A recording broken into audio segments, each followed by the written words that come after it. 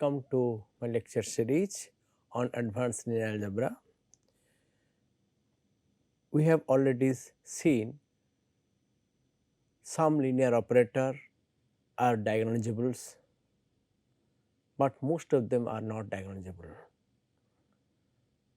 I mean, one can find out in order basis corresponding space under which the operator can be represented by a diagonal matrix, or the matrix is similar to a diagonal matrix please.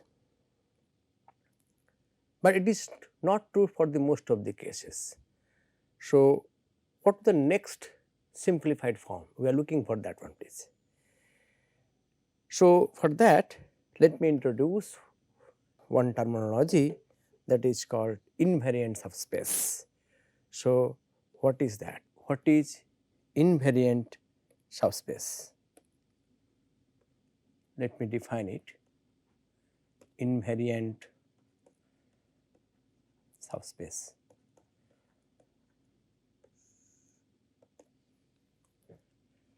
Let T be a linear operator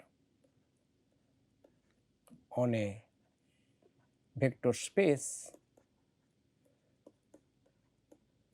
V over the field capital F.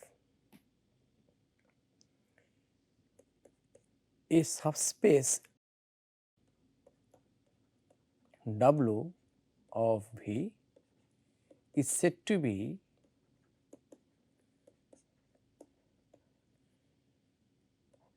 invariant under T, provided for all alpha belongs to W, T of alpha belongs to W. That is, your T of the entire W will be subset of W. Then only I can say that the subspace W of the vector space V is invariant under T. For example, let T be a linear operator from V to V. The linear operator that I am denoting as LO, not V to V. Then RT, that is range space of T, and NT, that is null space of T, are invariant under T. How? Okay. For any beta belongs to RT implies that there exists alpha belongs to V such that T of alpha equal to beta, and also T of beta will be in the range of T, will be also in the range of T, because it will be either if T of beta equal to 0, then also beta will be in the range space, because range space is subspace. So, it must include 0. If T beta not equal to 0, then by default T beta will be in the RT place. Similarly,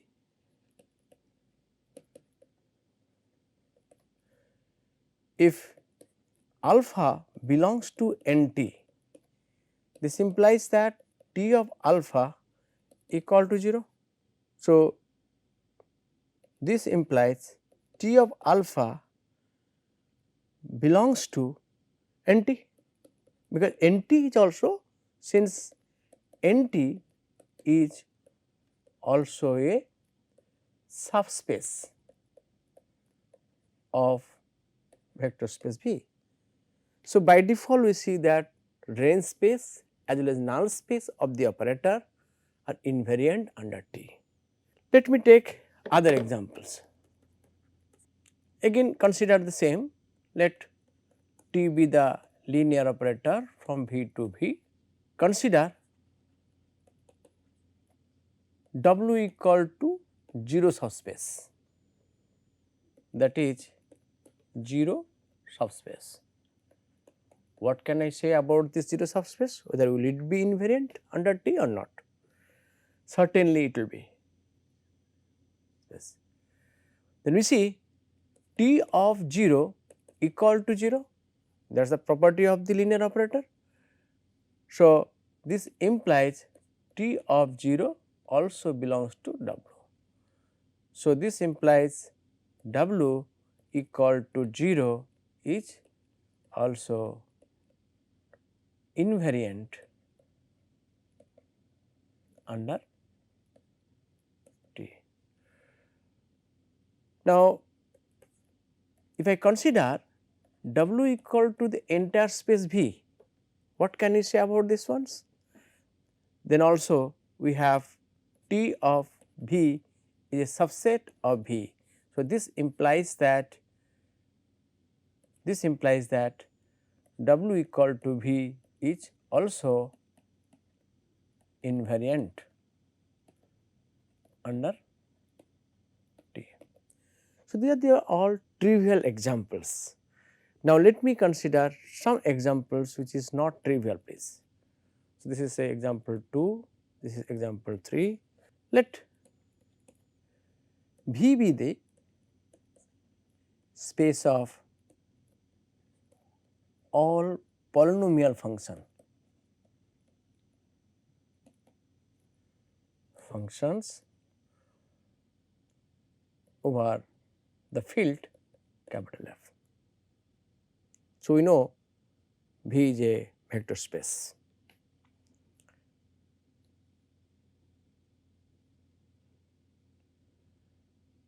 Let W be the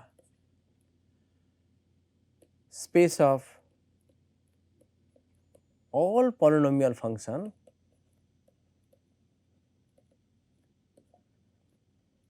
over F of degree less than or equal to n. So, this implies that W is the proper subset of V. Now, consider the differential operator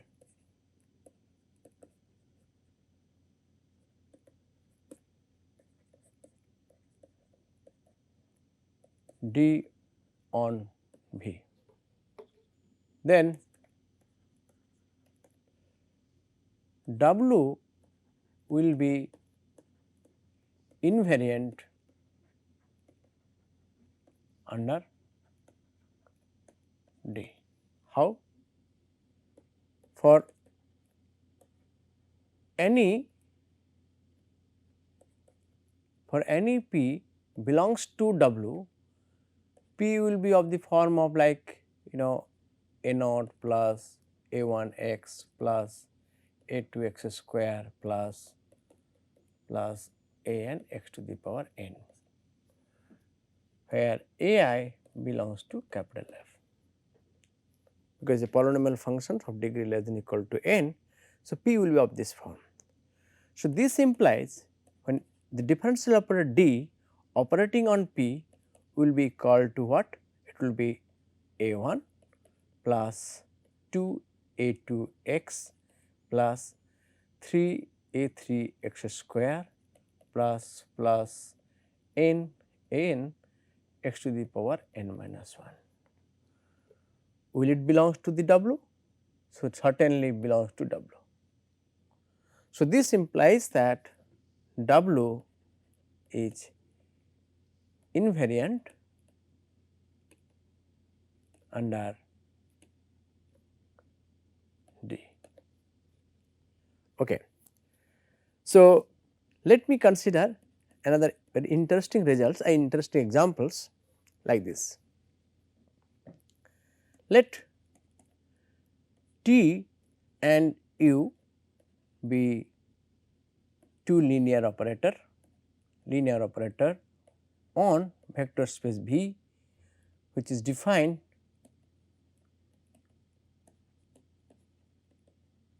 over the field capital F. I am not talking about the dimension of the vector space V please here, it may be finite, infinite, whatever may be like that. The operator T and U such that T and U satisfies the relation, that is, or a property you can say like that, T U equal to U T. I mean to say the operator T and U, that commutative, then the range space of U and null space of U are invariant under T. How? So, let us quickly check how the range space of U will be invariant under T. Let W equal to range of U. So, let alpha belongs to W. So, this implies that there exists beta belongs to V such that U of beta will be equal to alpha. So, this implies when T operating on alpha, this will be equal to how much? T of U of beta, and this is equal to T U operating on beta. So, T alpha equal to T U operating on beta, which is same as U T operating on beta, since T U equal to U T. So, this implies that U of T of beta. So, T alpha equal to U of T of beta. So, this will be certainly belongs to range space of U, that is W. So, T of alpha belongs to W. Okay. So, you see that range space of U is invariant under the operator T please. Similarly,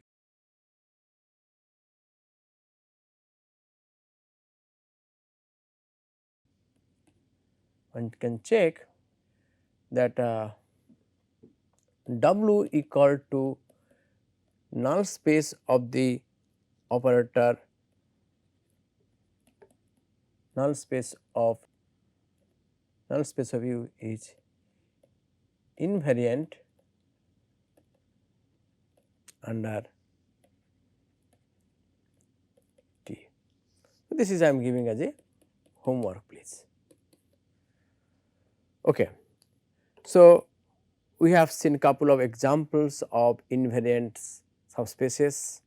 Let me give another very standard examples which I shall use it frequently in the coming lectures. So, therefore, let me introduce that one also. Let T be a linear operator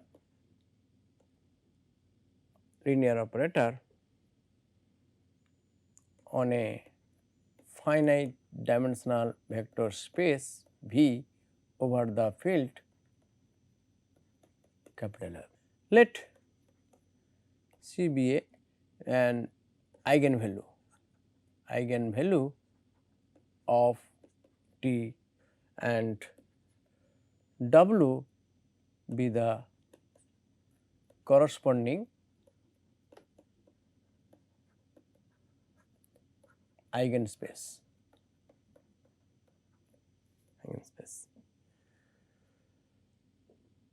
So, this implies that for any alpha belongs to W, T of alpha equal to C alpha. So, this implies W is invariant under T. So, eigenspace of a linear operator is always invariant subspace of that operator please. Now, let us see what way this concept of invariance will helpful to understand the characteristic polynomials, minimal polynomial of the operator please. So, let T be a linear operator on a finite dimensional vector space capital V over the field capital F. Let W be a subspace of V which is invariant under the operator T. Let V star equal to alpha 1, alpha 2, alpha k be an order basis, be an order basis of W. So, I can extend B star by adding some more linear independent elements of V to be a basis for the entire space V. So, let B consisting of alpha 1, alpha 2, alpha k plus 1 to alpha n be an order basis of capital V. Since T of alpha I belongs to W for I less than equal to k. Now, when I represent, so implies for T of alpha I when I less than equal to k can be represented by the order basis element alpha 1 to alpha k only. So, I need there are only k scalars say a 1 I, a 2 I, a 3 I up to a k I such that T of alpha I equal to can be written as sigma a k I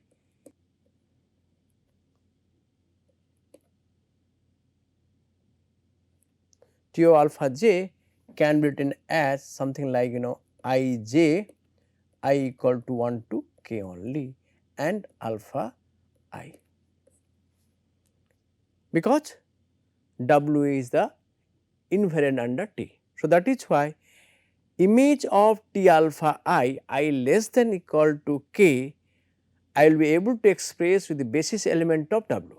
So, T alpha j will be basically linear combination of alpha 1 to alpha k only. So, I need only k scalars, and for j greater than k, T of alpha j will be written as say a I j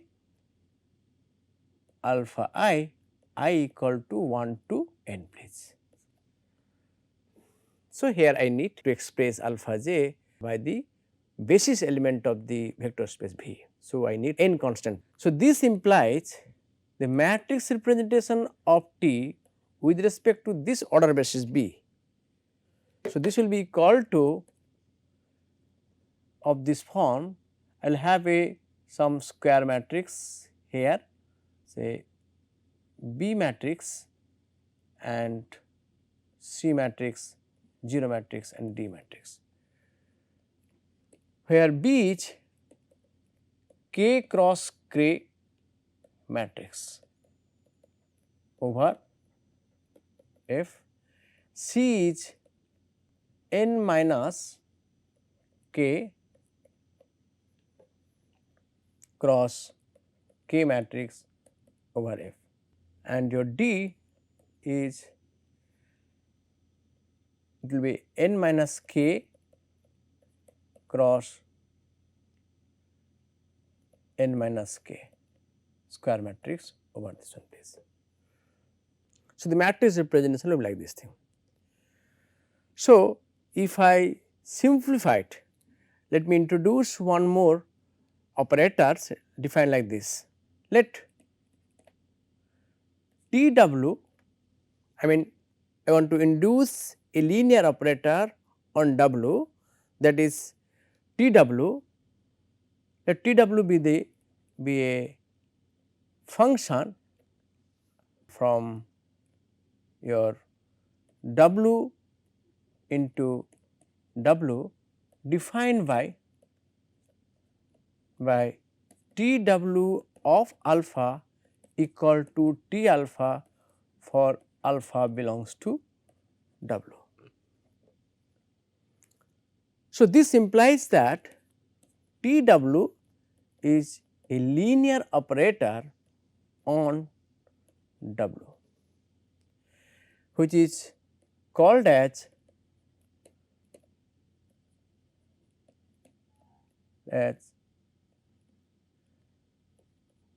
restricted operator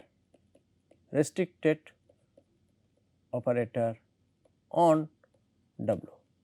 I mean basically restricted operator of T on w please, of T on w. So, T w is nothing, it is a basically w induce a linear operator which is a restriction of T on w, that is restricted operator of T on w please, that is T w please. So, we have the matrix representation of T w will be what? The matrix representation of T w with respect to the order basis your B star, that is alpha 1, alpha 2, alpha k, B star is nothing, you are simply B matrix.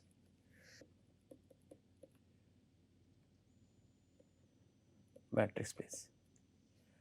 So, one can write down the matrix representation of T with respect to order basis B is nothing, the matrix representation of T w with respect to B star and C matrix, some other matrix D and 0.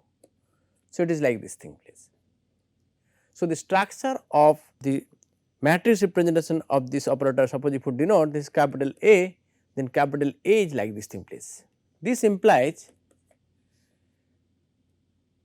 the characteristic polynomial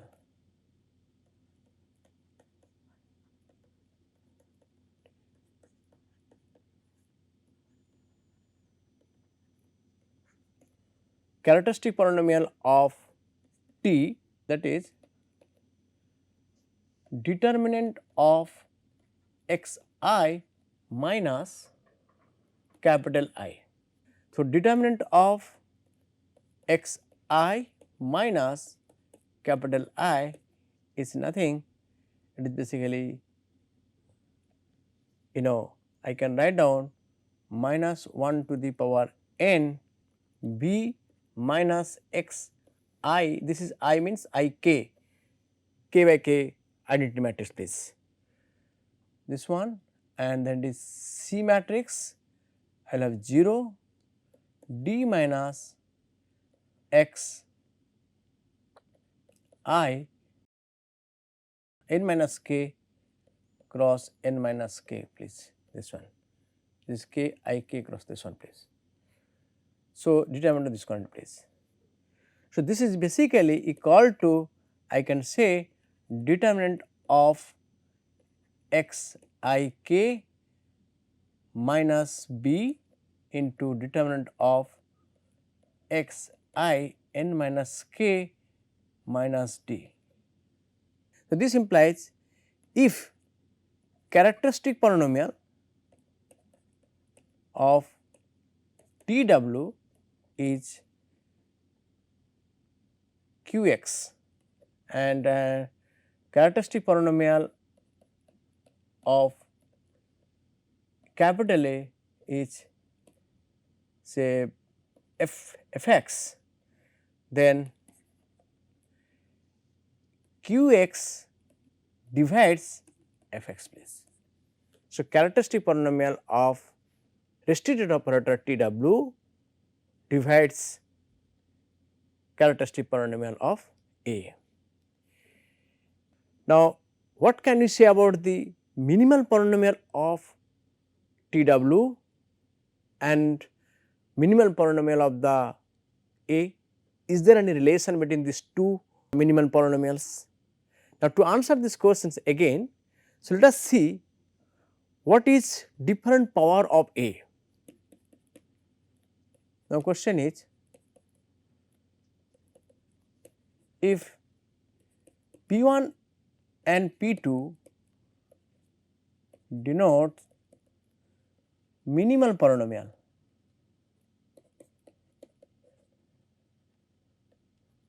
of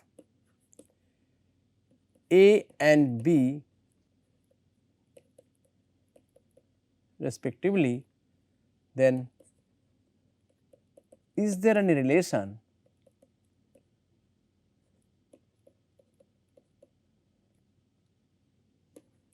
between P 1 and P 2? That is the question. If P 1 and P 2 denote minimal polynomials of A and B respectively, then is there any relation between P 1 and P 2? See, for this we have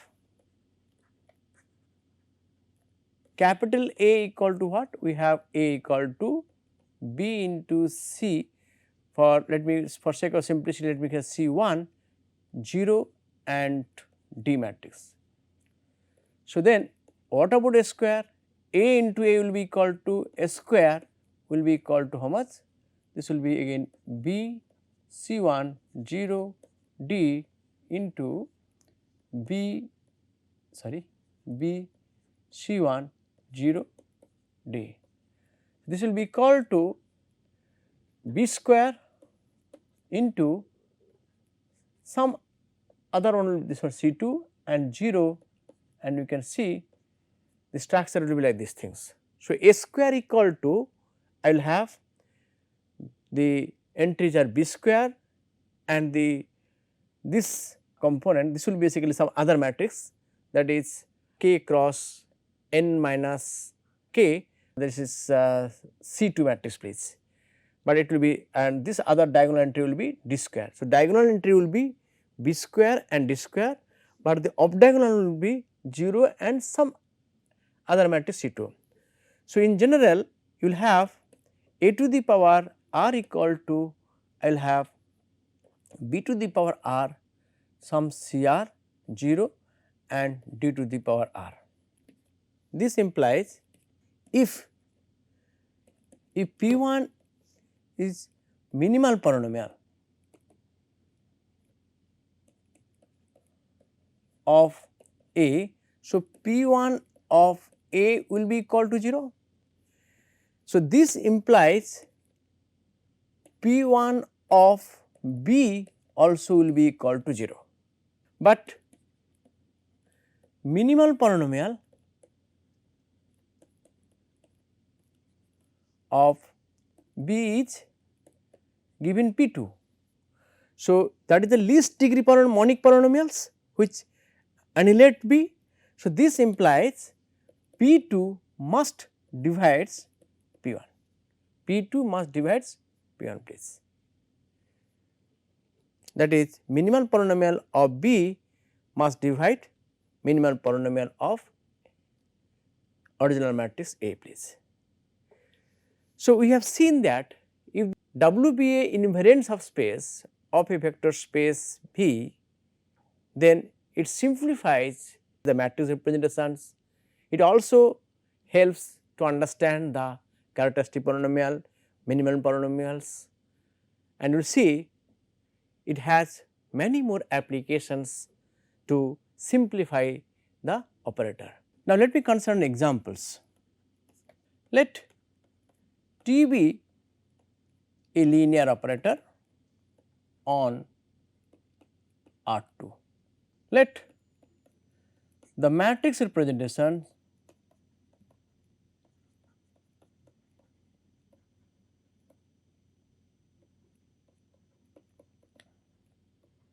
of T with respect to standard order basis of R2 be say capital A, which is equal to, let me write down, 0 minus 1 1 0. Then R2 has 0 subspace and R2 itself are only invariant subspaces, invariant subspaces of R2 under the operator T. Here I have considered T be linear operator on R2, certainly R2 over R, I mean field is the real number, please. I have to show that for this case the only subspaces which are T invariant or invariant under T are the 0 subspace and R2. Certainly 0 subspace and R2 are invariant under T. Let W is a proper subspace of R2.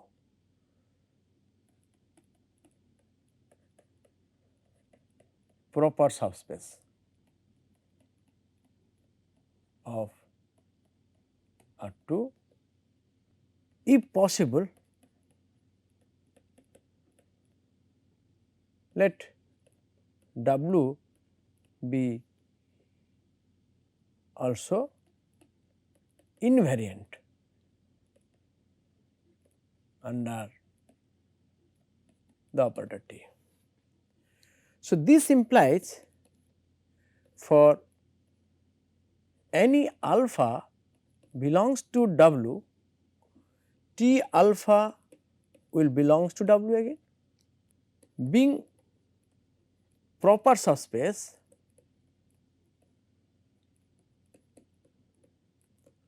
of R2, certainly W has to be a one dimensional subspace. Certainly dimension of W equal to 1. So, this implies any non-zero vector say beta, any non-zero vector beta belongs to W will act as a basis of W. So, this implies W equal to linear span of beta. So, this implies if I consider alpha belongs to W, alpha will be equal to of the form of something C beta, and if I say that T of alpha will be in W, so this implies that T of alpha equal to again I mean something like d into beta type. So, this implies alpha equal to C beta. So, this implies that I can write down beta is equal to 1 by C times alpha. So, T of alpha can be written as d into 1 by C into alpha. So, this is equal to d by C into alpha. Let me consider alpha not equal to 0. So, 0 not equal to alpha if you consider, then certainly alpha equal to C beta means C not equal to 0. So, T of alpha equal to like this thing. So, this implies that T of alpha is equal to sum T times alpha, T belongs to F. So, this implies T is an eigenvalue of the operator T, but T does not have any eigenvalue,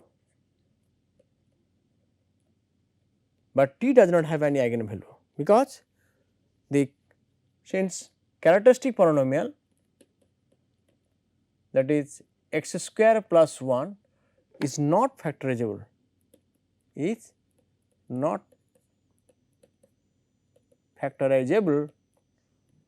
over the field R. If W is invariant under T, then W cannot be a proper subspace of V place. But if you change the, suppose if I consider the operator T, instead of defining over R2, if I consider C2, then this corresponding matrix is remain same, but it will be then I will say that there will be a proper subspace which will be also invariant under T, because in that case you will have eigenvalues as plus minus I and you will get the corresponding eigenspace which will be T invariant. So, we will continue to use this concept of invariant subspace for simplification of the operators. So, that will be done in the next class please.